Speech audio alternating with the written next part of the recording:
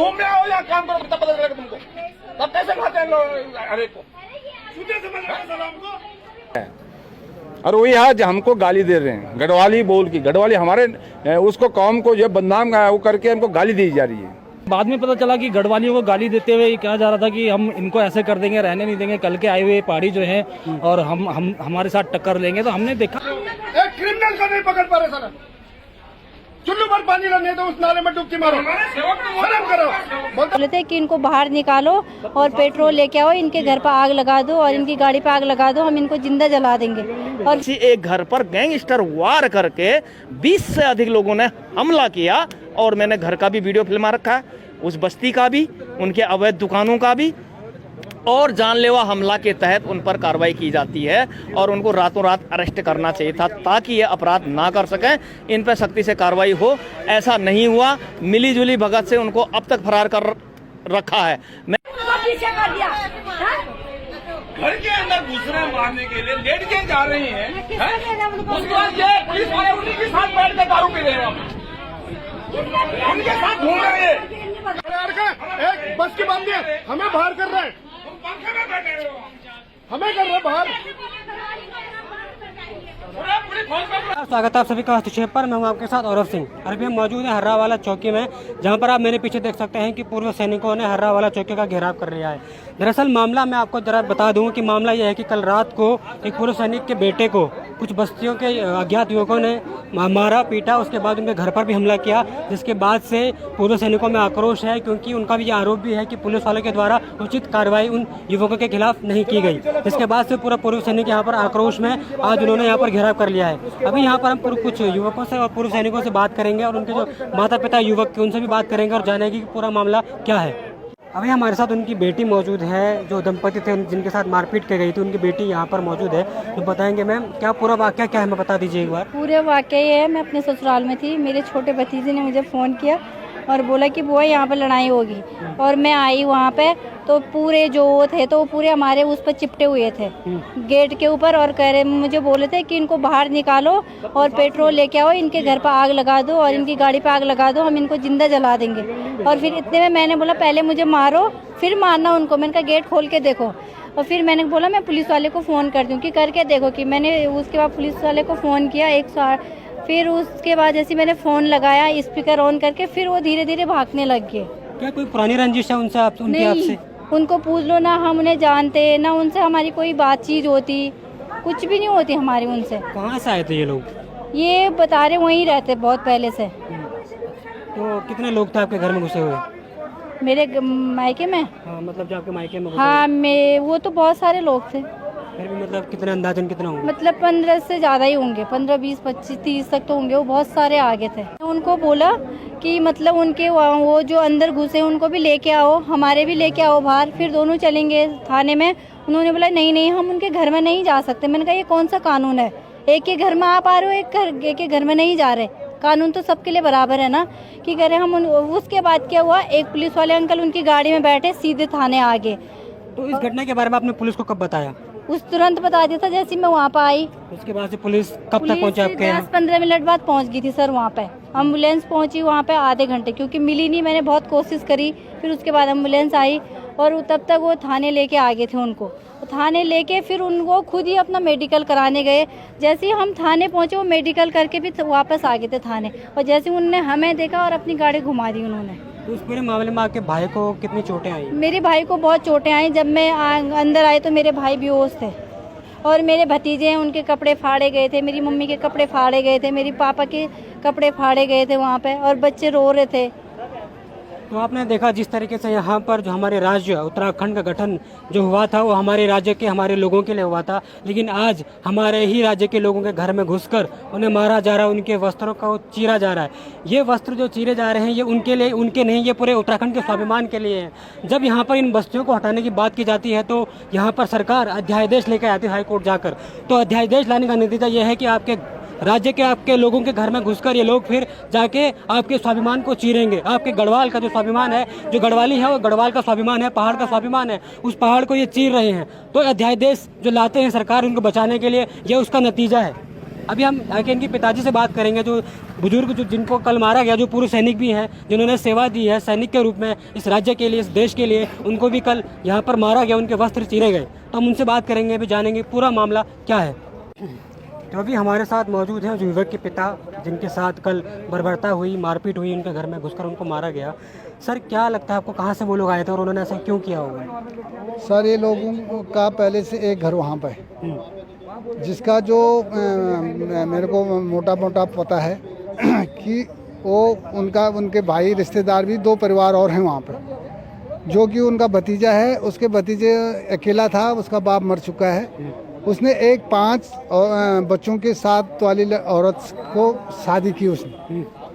अब वो बच्चे बड़े हो गए हैं, उन्हें उनकी शादी करा दी है। वो जो पहले शादी करके लाया था, वो औरत ने उसको भी छोड़ दिया है, दूसरे साथ उसने अपना संबंध बना लिया। और वो जो पहले से था वो भी उसी घर में रहता है, लेकिन वो उसको दबा के रखते हैं कि तो अगर कुछ बोलेगा तेरे को पिटाई करेंगे, मारेंगे। कहीं ना कहीं मामला ही बताया जा रहा है कि गाड़ी को हटाने का लेकर ये मामला बताया जा रहा है। हाँ। तो क्या पूरा मामला है? तो मामला ये था सर, मेरा बच्चा गांव से आया था और मेरी नातनी का बर्थडे था और उसके अपने बेटी का बर्थडे के लिए आ रहा था। इन्होंने बीच रोड में 9 बजे 8:30 बजे करीबन वो गाड़ी खड़ी कर रखी थी। मेरा लड़का आया, हॉर्न मारा और उसने दाहिने बाएं से पता किया, सभी लोगों ने बोला हमारी नहीं ये गाड़ी। फिर उसके बाद उसने कहा यार काफ़ी टाइम हॉर्न मारते रहा, फिर बंद करके, नज़दीक घर था, उसने दरवाज़ा बंद करके वो घर को आने लग गया। फिर तब तक 2 लेडीज़ और 1 लड़का उस घर से निकले जिन्होंने हमारे साथ मारपीट की। और वहाँ से निकल करके जो लड़का रुक गया, बोला भाई साहब आपकी गाड़ी है ये? बोला हाँ। और वो जैसे गाड़ी के पास है, उसने बोला होगा कि हर लोग बोलते हैं, आप भी होते, आप भी बोलते, मैं होता, मैं भी बोलता यार ये इतनी बड़ी रोड साइड में जगह है, यहाँ साइड पार्किंग करो, बीच रोड में आपने ये रोड आने जाने के लिए ना कि बीच में मैं खड़ा करने के लिए है। काफ़ी टाइम से वो गाड़ी खड़ी थी, मैं देख रहा था, मेरा घर न।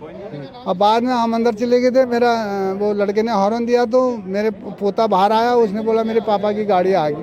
और मैं अंदर ही टीवी देख रहा था, क्रिकेट मैच देख रहा था। तो उसकी नाती आया अंदर, बोला पापा के साथ लड़ाई होगी, पापा के साथ लड़ाई होगी। मैं बाहर गया तो तब तो वो बोला था तेरी बाप की रोड है, तेरी बाप की ये है, सो है करके जो है उनकी बहसबाजी चल रही थी। बदतमीजी पे उतर गए वो, मतलब पिए खाए में थे और बदतमीजी में उतर गए। वो पहले भी ऐसा करते थे वहाँ पर? इससे पहले तो मैंने देखा नहीं सर, लेकिन मोहल्ले में बहुत जगह उन्होंने ये काम किए हैं। तो जो खिलाफ कभी किसी ने आवाज़ नहीं उठाई? आवाज़ नहीं उठाई या छोड़ दिए साहब, है उनके बहुत केसेस दर्ज हैं यहाँ पे इसी हरावाला चौकी में। लेकिन अभी लोग बोले, तुम आए, पुलिस वाले भी बोले आपने हमको क्यों नहीं चतलाया, ये नहीं किया। जब मेरे साथ कोई आज तक कोई घटना ही नहीं हुई थी, मैं बीच में क्यों वो बन के आता? जब हमारे साथ ये घटना हुई तब उसके बाद उनके पूरी परिवार आए, 5-6 महिलाएं आई, मैं बीच में छुड़ाने के लिए गया, उन्होंने पीछे से मेरे को डंडे के वार कर दिए, लड़के को भी मार दिया। हम 2 ही थे, तीसरा मेरे सहयोग कोई नहीं था। हम आसपास में किसी को बुलाया नहीं आपने? आसपास में लोग इतना घर नहीं है वहाँ पे, जो थे अपने घरों के अंदर थे। और उसके बाद बाहर कोई नहीं निकला।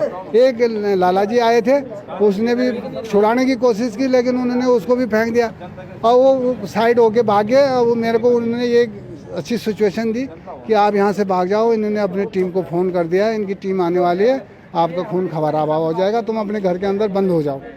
और हम दोनों बाप बेटे और घरवाली तो नहीं थी वहाँ पे, अंदर घुस गए। वहाँ पे अंदर घुसे, इतने देर में इनके सारे आए, मेरे दरवाजे गेट को लांग करके अंदर घुस करके मेरे पोतों को भी, मेरे को भी, मेरी घरवाली को भी पीट के और लड़के को भी बेहोश में डाल दिए। और उसके बाद चीता वाले आए, भागे। चीता वालों ने मेरे को बोला, मैं वहाँ पर गया, डर के मारे उससे पहले नहीं गया था बाहर। चीता वाले जब आए मैंने उनको बताया, मैंने कहा सर ऐसी ऐसी बात हुई, ये हुई। और बोला ये गाड़ी लेकर थाने आ जा।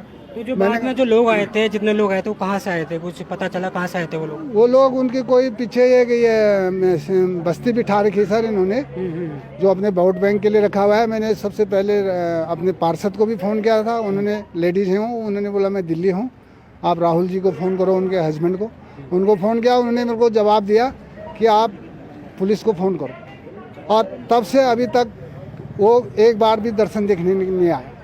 एक तो ये भी है उसका इलाका था, उन्हें जांचना था कि भाई क्या बात होगी, क्या होगी, वो भी नहीं आए। तो उसके बाद आपने पुलिस को कब फ़ोन किया, कब पुलिस आई? पुलिस को मैंने उसके बाद फ़ोन किया था, पुलिस 1.5 घंटे बाद पहुंची। अच्छा। उस तब तक ये मेरे अड़ोस पड़ोस इधर उधर पिंडर वैली से सारे लोग क्लोज हो गए थे और उन लोगों ने मेरे को बचाया और उनके बाद मेरे पास वीडियो बनाए उन्होंने और हम तो लेट रखे थे, मेरे को उल्टी भी हुई और उसके बाद उन्होंने एम्बुलेंस बुलाया, हमको हॉस्पिटल भेज दिया था। उसके बाद यहाँ से थाना इंचार्ज वगैरह पता नहीं कौन कौन गए, इन्होंने वहाँ पर पता नहीं क्या क्या बयान लिए और उसके बाद इन्होंने एक FIR लिख करके मेरे आने तक मैं मेडिकल लाया और डोई वाला गया मैं पहुँचाने के लिए। उसके बाद पहले भी नशाखोरी के विरुद्ध एक क्लेमेंटॉन का केस धन सिंह फड़त्याल वाला डाला था यूट्यूब पर। उनने नशाखोरी का विरोध किया और उस विरोध के चक्कर में उनके सारे परिवार को पीटकर 14 दिन की हिरासत में भेजा गया। आज आम बात है, जब कोई सड़क से जा रहा हो हर कोई बोलता भाई साहब थोड़ा गाड़ी हटा दो या हॉर्न बजा के चलो या आप ओवर स्पीड में हैं। तो ऐसा आप और मेरे साथ प्रतिदिन होता है, लेकिन कोई किसी पर हमला नहीं करता। ये हमला गैंगस्टर वार है, इनकी पूरी गैंग है। उस फैक्ट्री जो बस्ती है अपराध की फैक्ट्री, जब मैं वहाँ पर गया तो वहाँ पर जब मुझे पता चला वो सारे या तो ग्रामीण समाज की ज़मीन है या फिर वो वन विभाग की ज़मीन है। ठीक नाले के पार शराब की फैक्ट्री भी है। लेकिन जब मुझे ये पता चला कि इन लोगों के अवैध पूरे शराब के कारोबार हैं, उनकी 2 दुकानें हैं, दोनों पे ताला था। जल्दीबाजी में वो भागा हुआ क्योंकि मुर्गे बाहर पर वैसे ही छोड़े थे दुकान पे और ताला मार के भाग गया था। जब पड़ोसी दुकानदार को मैंने पूछा, उनने कहा ये यहाँ से अभी अभी गया है। तो जैसा कि हमारे उपाध्यक्ष मनोहर रोथान जी बोल रहे थे कि पहले जो पुलिस वाले गए वहाँ तस्दीक के नाम पर, उन्होंने ही उनको भगाया, इसमें कोई आपको संदेह नहीं होना चाहिए। सबसे पहली बात, ये उस अवैध बस्ती बताएगी। सरकारी संरक्षण का मैं आपको चैन बताता हूँ। सबसे पहले इनने प्रधान जी को फ़ोन किया, प्रधान जी नहीं आए। फिर इन्हें पार्षद महोदया को फ़ोन करा, उन्होंने बोला पुलिस थाने चले जाओ। इतने अनजान हम भी नहीं, पुलिस थाने तो जाएंगे ही, लेकिन वो भी नहीं आए क्योंकि वो एक फिक्स्ड वोट बैंक पाला है राजनीतिक संरक्षण का। यही लोग उनको बसा रहे हैं। और जब मैं वहाँ पर गया, मैंने कहा ये ज़मीनें किसने बेची, तो लगभग वहाँ पर बिहार के और इधर ये अपने किच्छा और इधर ये हल्द्वानी के बाहर का क्षेत्र जो यूपी सेक्टर में आता है, बरेली के आसपास के क्षेत्र, वहाँ के लोगों का एड्रेस मुझे मिला। उन लोगों ने, किसी ने कहा मैं 10 साल से हूँ, किसी ने कहा 15 साल से हूँ, किसी ने बोला 20 साल से हूँ। सब ने एक नाम लिया, मैं जानता नहीं वो व्यक्ति आज दुनिया में है या नहीं है। कमल थापा, उनने बोला कि उसने हमसे पैसे लिए और ज़मीनें पट्टे पर दी, रजिस्ट्री किसी का नहीं है, सारी बस्ती ही अवैध है। जब इंसान को अवैध काम करने का मौका मिलता तो उसके हौसले बुलंद होते हैं। ये पूरी अपराध की फैक्ट्री वहाँ से आई घर पर हमला करने के लिए, और वो पूरा शराब शवाब कबाब जितने धंधे होते हैं सारे वहाँ होते हैं। और उन लोगों का संरक्षण पुलिस के संरक्षण के बगैर नहीं कर सकते हैं। उनका हफ्ता पूरा थाने को जाता है और वो इनके पहचान के पक्के लोग हैं। रात को भी उनको बिठा के लाए, रातों रात सेटिंग हुई, रातों रात उनको भगा दिया गया। और किसी ने ये तक नहीं पूछा कि आपको वार्निंग पर छोड़ा जाता, यदि दूसरा पक्ष कल सुबह थाने में आए तो आप आधार कार्ड देके जाओ, अपना फ़ोन नंबर देके जाओ, बुलाए जाने पर आप पुलिस थाने में रिपोर्ट करना। क्या कम से कम कैद नहीं भी की, आपको संगीन धारा नहीं भी लगी, तो क्या इतना नहीं होना चाहिए था? जब हमने पुलिस के FIR जानने की कोशिश की तो उसमें लिखा गया 2 पक्षों की सामान्य मारपीट, जबकि केस ये नहीं था। केस ये था कि किसी एक घर पर गैंगस्टर वार करके 20 से अधिक लोगों ने हमला किया, और मैंने घर का भी वीडियो फिल्मा रखा है, उस बस्ती का भी, उनके अवैध दुकानों का भी।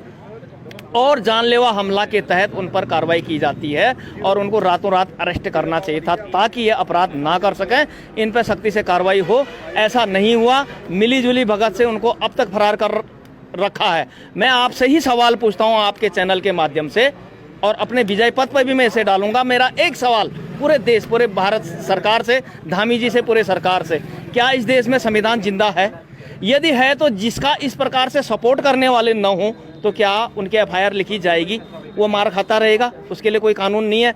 जब हम दबाव बना रहे हैं तब आप कह रहे हैं ये क्लरिकल मिस्टेक है, इसे हम सुधार देते हैं, FIR को आपके कहने के मुताबिक अब लिखते हैं। ये कौन सा तरीका है? यदि हम नहीं आते तो यहाँ पर गौरव सेनानी, तो आपने सामान्य रफा दबा करके केस को वहीं खत्म कर दिया था।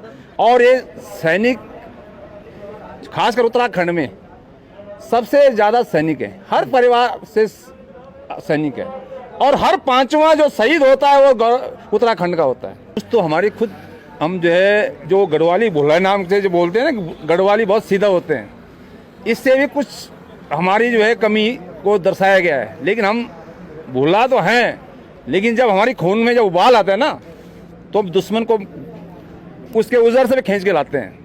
लेकिन मुझे अफसोस है अपने उन खास गौरव सेनानियों से, जो कि इतनी संख्या में यहाँ पे हैं। मैं इसी बालावाले की बात करता हूँ।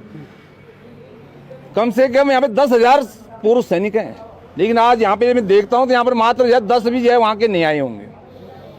क्योंकि जब हम अपनी आपस में ही आप एक दूसरे की सुरक्षा नहीं करेंगे तो बाहर वाला क्यों आएगा।